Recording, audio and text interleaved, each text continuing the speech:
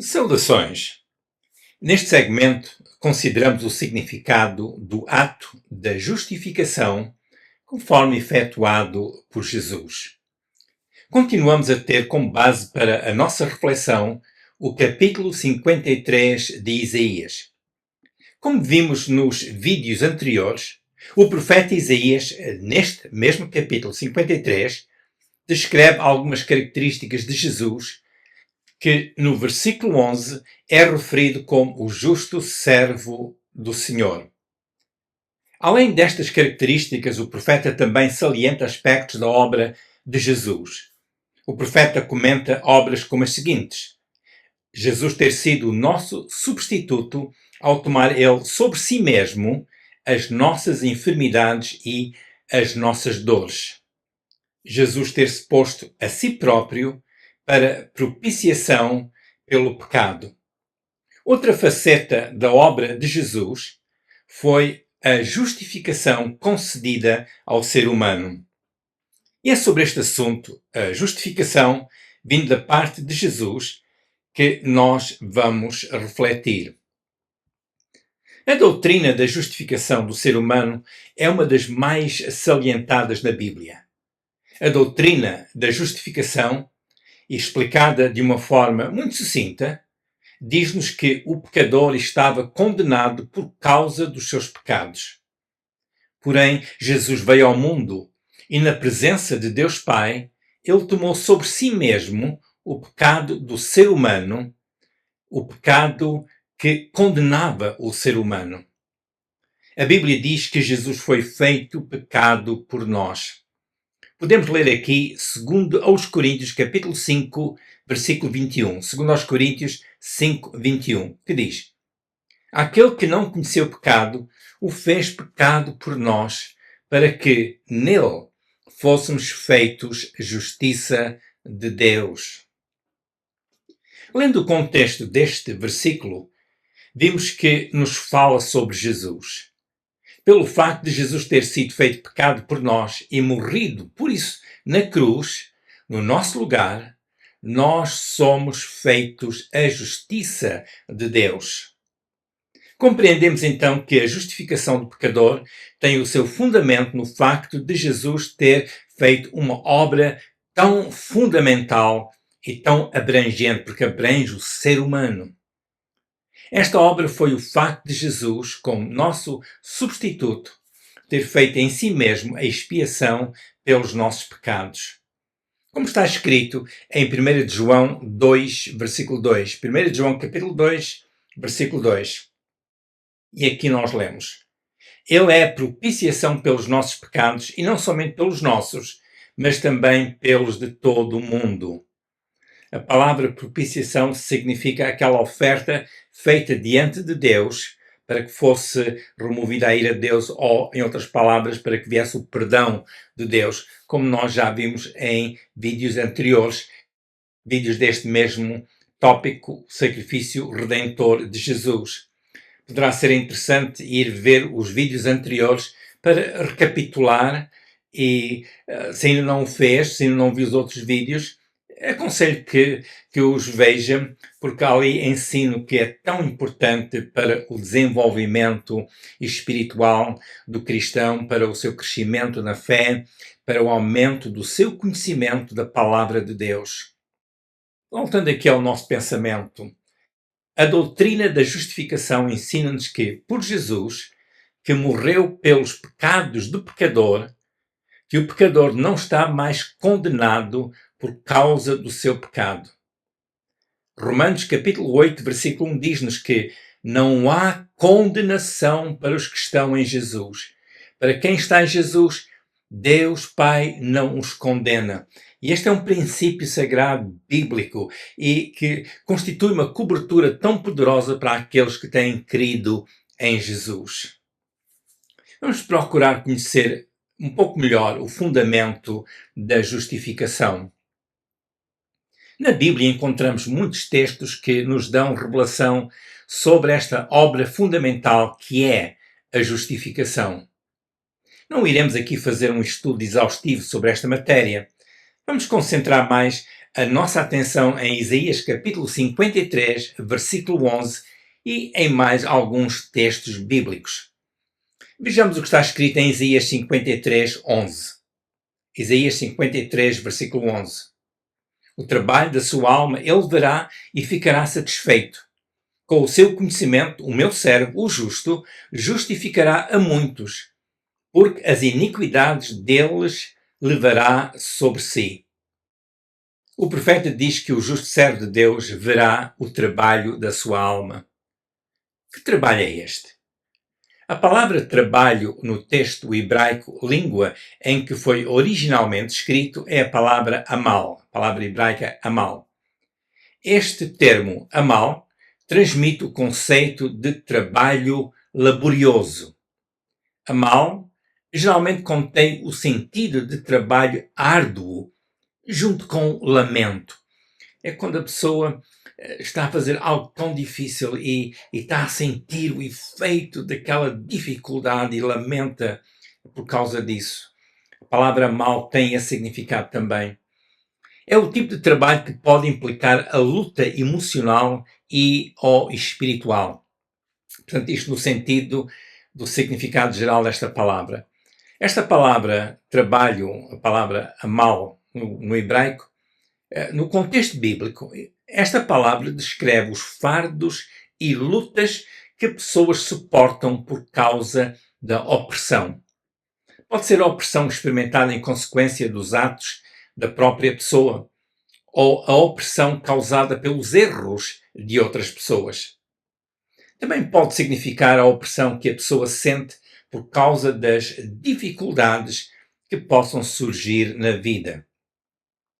Neste caso, e dado o contexto que é Isaías 53, é evidente que o profeta Isaías se refere à opressão como sendo a consequência de Jesus estar a sofrer no lugar dos transgressores. Por exemplo, lemos em Isaías 53 que nós o reputamos por aflito e oprimido de Deus. Versículo 4. Mas na realidade, Jesus estava a sofrer o castigo que nos traz a paz, como é referido no versículo 5. O Senhor fez cair sobre ele a iniquidade de nós todos. Versículo 6. Ele foi oprimido. Versículo 7. Ele foi contado com os transgressores. Versículo 12. Compreendemos que o aspecto do trabalho da sua alma, como lemos em Isaías 53, 11, se refere ao trabalho agravado a que Jesus se sujeitou por causa das nossas transgressões. Será interessante aqui considerar o conceito alma, que é referido pelo profeta neste mesmo versículo 11, Isaías 53, versículo 11. Por exemplo, no contexto da língua hebraica, a expressão alma, além de poder significar vida, transmite também o sentido da essência da pessoa. A alma, na antiga cultura hebraica, representava o ser interior ou a força interior da pessoa.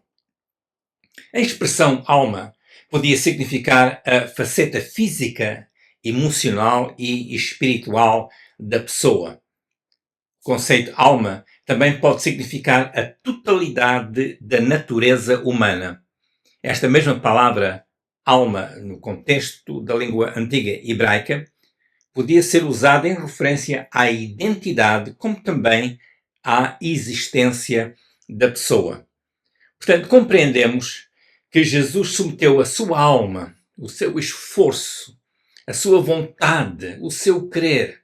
Ele submeteu tudo isso, quem ele era, a sua identidade como enviado de Deus Pai. Ele submeteu tudo isso ao processo de tomar sobre si as nossas dores e as nossas transgressões. Jesus submeteu-se completamente ao ato da expiação pelos nossos pecados. Este sofrimento de Jesus pela humanidade não foi o fim do trajeto que Jesus caminhou. Porém, era o sacrifício necessário para que por ele o ser humano fosse justificado. Portanto, Jesus veio ao mundo para sofrer por causa dos nossos pecados, mas não foi esse o seu ministério total. Ele fez isso, mas também como nós lemos na Bíblia, ele morreu e depois ressuscitou. E esse princípio é muito importante, nós não esquecermos que Jesus morreu pelos nossos pecados, mas não ficou retido pela morte. Ele ressuscitou. Porque isso também é importante para nós, porque em Jesus temos vida ressurreta. Humanamente conhecemos o sofrimento e até a morte física, mas para quem está em Jesus, a Bíblia fala da ressurreição dessa pessoa, ressurreição para a vida eterna, e Jesus veio para que tivéssemos vida eterna. Portanto, o trajeto do ministério de Jesus não terminou no seu sofrimento, ainda que este era necessário. Porque é que era necessário? Porque pelo seu sacrifício expiatório, Jesus veio ser a causa do ser humano ser justificado. Jesus morreu, sofreu para que o ser humano fosse justificado. Jesus viu a excelência do seu trabalho. Em Isaías 53:11, nós lemos que Jesus viu o trabalho da sua alma. O verbo ver, neste versículo 11, é muito mais do que ver no sentido físico e literal. O verbo ver, neste caso, implica que ele não só entendeu o que fez, mas que foi mais além e viu o efeito eterno do seu trabalho. Jesus contemplou a eternidade no além e viu em todo esse tempo o efeito contínuo do seu trabalho, ou seja, a sua morte expiatória na cruz do Calvário. Este foi um ver com discernimento. Jesus discerniu o que tinha que ser feito pelo ser humano. Jesus discerniu a natureza espiritual da obra que ele estava a fazer. Jesus discerniu também o grande benefício que o ser humano iria usufruir em resultado de ele, Jesus, ter levado sobre si as iniquidades do ser humano. O justo servo de Deus viu o trabalho da sua alma e ficou satisfeito, como nós lemos em Isaías 53:11. A palavra satisfeito no texto hebraico contém um sentido de estar cheio e de haver contentamento com o que fez. Dá o sentido de não ser necessário mais, não é preciso fazer mais, porque o que está feito é absolutamente perfeito. Era aquilo que era requerido. Não se pode acrescentar mais. E daí a satisfação de Jesus, aquele sentido de ter realizado uma obra com perfeição. Este aspecto é profundamente significativo, pela seguinte razão.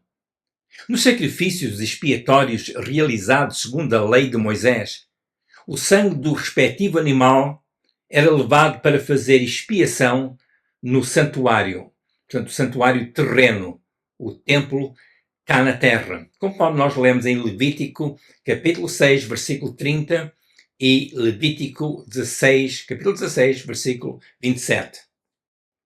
Hebreus capítulo 9, versículo 7 diz que o sacerdote, no seu ministério terreno, entrava no santuário com o sangue que oferecia pelas suas culpas e pelas culpas do povo. E o ato de expiação pela nação incluía isso, portanto, entrar no santuário com o sangue do animal que foi ofertado em ato de expiação diante de Deus. Porém, no caso de Jesus, o Senhor Jesus entrou no santuário que não é terreno.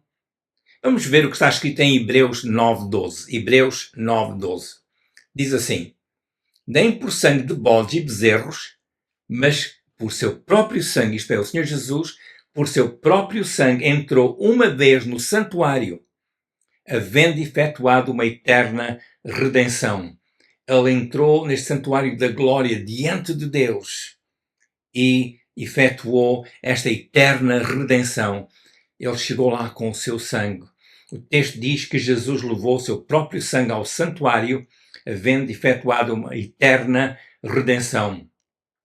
Eu sugiro aqui a leitura de Hebreus capítulo 9 para ver mais sobre este ensino, que é tão rico. Aliás, toda a epístola aos Hebreus ensina-nos tanto sobre o que Jesus fez por cada um de nós.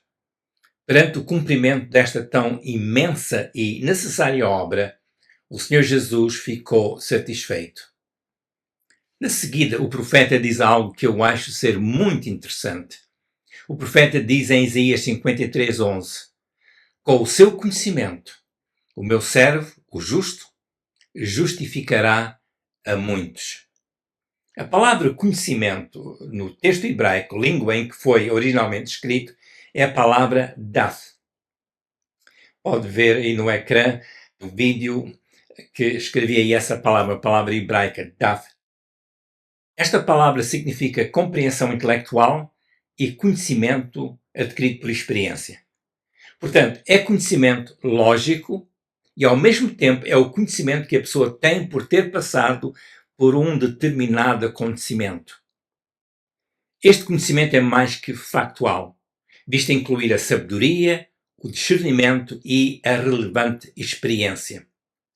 O profeta é intencional na sua declaração. Ele diz que este conhecimento que Jesus tem inclui saber o que é essencial para a vida do ser humano. Não é um conhecimento baseado na esperança, ainda que este tipo de conhecimento pode ser muito bom, mas neste caso é um conhecimento baseado no facto de uma certa obra ter sido perfeitamente levada ao seu cumprimento. O Senhor Jesus cumpriu o trabalho que Deus Pai lhe deu para fazer. E isso gerou um conhecimento real, não um conhecimento adquirido pela lógica, não um conhecimento teórico, mas algo que ele experimentou. E nós podemos ler em Hebreus capítulo 7, versículo 25, Hebreus 7, 25. Portanto, também pode salvar perfeitamente os que por ele, isto é, por Jesus, se chegam a Deus, vivendo sempre para interceder por eles. Jesus intercede por nós e ele salva perfeitamente aqueles que por ele se chegam a Deus. Portanto, há aqui um conhecimento realizado e é uma obra que Jesus continua hoje a fazer, a obra de salvar, de justificar, baseada em algo real que aconteceu. Portanto, não é um conhecimento baseado na esperança de algo que virá a acontecer, é um conhecimento baseado naquilo que já aconteceu e muito especificamente em relação a Jesus. E é importante nós compreendermos isto, porque é algo que é construído sobre acontecimentos reais. Primeiro, porque aconteceu diante de Deus. E nós depois vimos a beneficiar disto, porque ao pôr a nossa fé em Deus e ao crermos em Jesus, nós somos recipientes destas bênçãos. É como se o profeta dissesse: o justo servo de Deus, que é Jesus, submeteu-se ao sacrifício redentor. E com base nesse sacrifício perfeito, ele agora pode justificar a muitos. O que Jesus faz a favor do pecador, tendo-se oferecido a si mesmo pelos pecados, como lemos em Hebreus 9, versículo 27, é mais que adequado. A salvação confirmada por Jesus é perfeita. O que ele fez em relação a nós, ou a nosso favor, o que ele preparou para nós, é perfeito. A Bíblia diz que o justo justificará. Jesus é aquele que justifica. Isaías 53:11. Perante a expiação realizada em Jesus, a justificação é legítima. Foi e continua a ser legítima. A Bíblia ensina-nos que, debaixo da aliança de Moisés, que era necessário ser feito do modo regular aqueles sacrifícios expiatórios. A razão destes sacrifícios expiatórios era que o sangue dos animais não podia tirar pecados. O sangue dos animais não pode tirar pecados. E a Bíblia é bem clara nisso. Vamos ler Hebreus capítulo 10, versículos 1 a 4. Hebreus 10, versículos 1 a 4. Porque tendo a lei a sombra dos bens futuros e não a imagem exata das coisas, nunca pelos mesmos sacrifícios que continuamente se oferecem cada ano, pode aperfeiçoar os que a eles se chegam. De outra maneira, teriam deixado de se oferecer, porque, purificados uma vez os ministrantes, nunca mais teriam consciência do pecado. Nesses sacrifícios, porém, cada ano se faz comemoração dos pecados a ser eles são lembrados. Versículo 4, Hebreus, capítulo 10, versículo 4. Porque é impossível que o sangue dos touros e dos bodes tire pecados. Portanto, o sangue dos animais ofertados a Deus em expiação, ato de expiação, não tiravam os pecados, não aperfeiçoavam a pessoa. Vamos ver um pouco mais. Nos sacrifícios levíticos, nós já lemos nos episódios anteriores, meditamos sobre este assunto, nós lemos lá que as pessoas eram perdoadas. Sim, a Bíblia é bem explícita. A pessoa fazia o sacrifício e a pessoa era perdoada. Porém, persistia a lembrança dos pecados. Era um facto que eles não podiam apagar. Como nós lemos em Hebreus capítulo 10, versículos 1 a 3, os versículos que nós acabamos de ler, estes sacrifícios não aperfeiçoavam as pessoas. A pessoa não era mais perfeita por ter feito aquele sacrifício dos animais. As pessoas não eram purificadas ao ponto de ficarem sem a consciência do pecado. Aquela natureza pecaminosa continuava a dominar. Pelos sacrifícios que faziam e que tinham que ser feitos regularmente, era também feita a comemoração dos pecados. Os pecados eram relembrados. Vindo, porém, Jesus por um mais perfeito sacrifício, ele satisfez o requisito da santidade. A santidade de Deus. O sacrifício de Jesus, sendo o cumprimento do plano da redenção humana, este tornou-se também no único sacrifício necessário. O sacrifício de Jesus é também o único que tem permanência legítima diante de Deus Pai. Ou seja, Deus não pede do ser humano mais nenhum sacrifício pelos pecados. Por que não? Porque é que Deus não pede mais sacrifícios? E este é um ponto importante, porque eu reparo que às vezes as pessoas sentem uma necessidade de fazer penitência e sacrifícios pelos pecados que fizeram, quando a Bíblia diz que nós vimos a Deus Pai através de Jesus e pedimos o perdão. Fazemos com sinceridade. E a Bíblia é bem clara, Deus perdoa. Deus não pede mais sacrifícios. Por que não? Porque o sacrifício de Jesus foi mais que suficiente e é eficaz no seu efeito a favor do pecador. Pelo sacrifício de Jesus, o pecador que crê é elevado à posição de salvo. Quem está em Jesus é uma nova criatura. Essa pessoa está salva. A pessoa poderá perguntar, mas e se voltar a pecar? Agora, essa é uma situação em que a pessoa está debaixo da provisão ofertada em Jesus. Não debaixo da lei, mas debaixo daquilo que Jesus oferece. Então, o crente reconhece a fraqueza humana e confessa os seus pecados diante do Senhor e anda sob a cobertura do perdão já dado, sob a cobertura, está debaixo da cobertura da sua justificação. E Deus, na sua misericórdia, Ele perdoa. E então, uma grande diferença aqui é que nós estamos debaixo do efeito do sacrifício de Jesus e não debaixo do efeito do sacrifício dos animais, como era o caso na lei de Moisés. Porque Jesus consumou uma obra expiatória, aquela obra tão gloriosa, ele agora também pode justificar ao pecador. O verbo justificar no texto hebraico significa ser justo, ou a pessoa é declarada justa.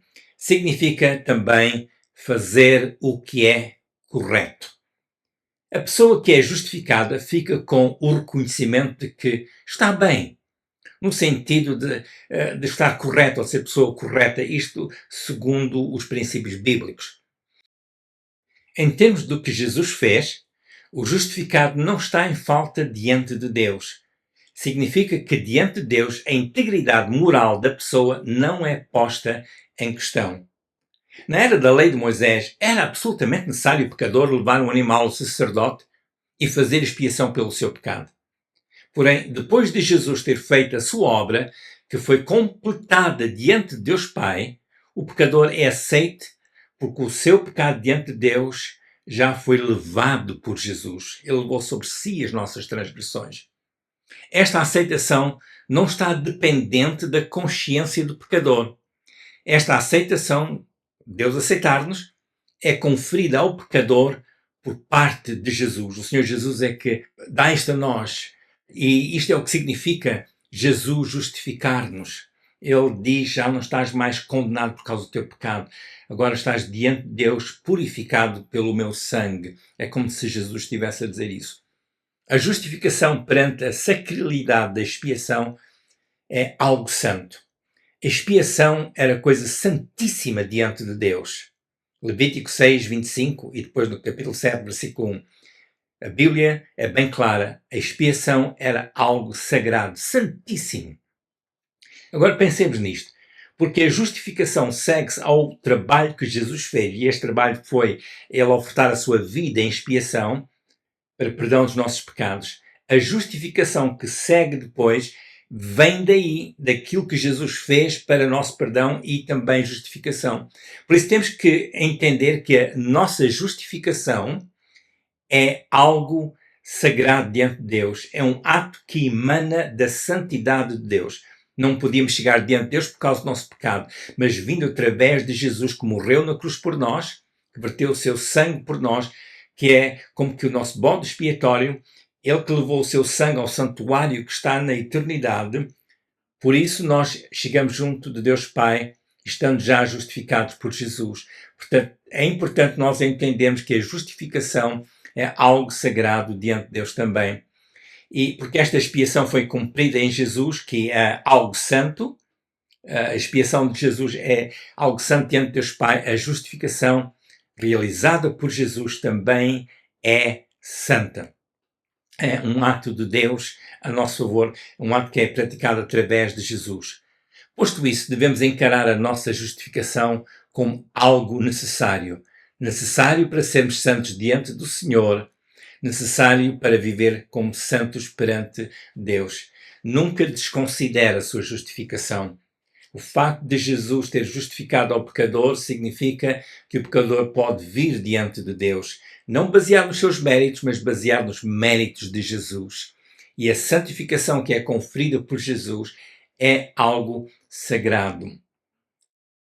Vamos ficar por aqui neste segmento sobre a justificação e no próximo segmento irei avançar mais neste tópico da nossa justificação, porque é um tópico tão importante e convém realmente nós meditarmos um pouco mais sobre este assunto.